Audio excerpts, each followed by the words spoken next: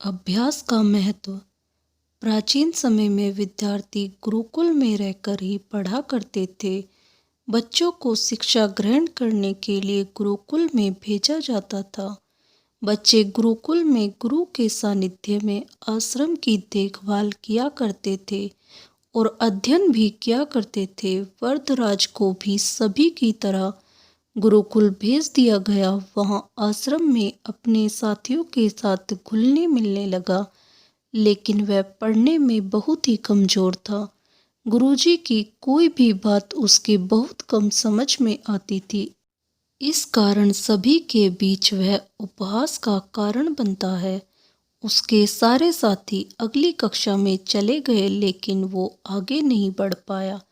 गुरुजी ने भी आखिर हार मानकर उसे बोला, बेटा वरदराज, मैंने सारे प्रयास करके देख लिए हैं। अब यही उचित होगा कि तुम यहाँ अपना समय बर्बाद मत करो। अपने घर चले जाओ और घर वालों की काम में मदद करो। वरदराज ने भी सोचा कि शायद विद्या मेरी किस्मत में नहीं है और भारी मन से गुरुकुल से घर के लिए निकल गया।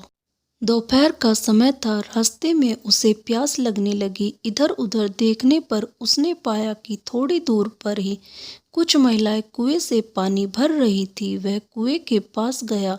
वहां पत्थरों पर रस्सी के आने जाने से निशान बने हुए थे। तो उसने महिलाओं से पूछा, यह निशान आपने कैसे बनाए? तो एक महिला ने जवाब दिया, बेटे, यह निशान हमने नहीं बनाए। यह तो पानी खींचते समय इस कोमल रस्सी के बार बार आने जाने से ठोस पत्थर पर भी ऐसे निशान बन गए हैं। वरदराज सोच में पड़ गया। उसने विचार किया कि जब एक कोमल रस्सी के बार बार आने जाने से एक ठोस पत्थर पर गहरे निशान बन सकते हैं, तो निरंतर अभ्यास से मैं विद्या ग्रहण क्यों नहीं कर सकता। वरदराज ढेर सारे उत्साह के साथ वापस गुरुकुल आया और अथक कड़ी मेहनत की।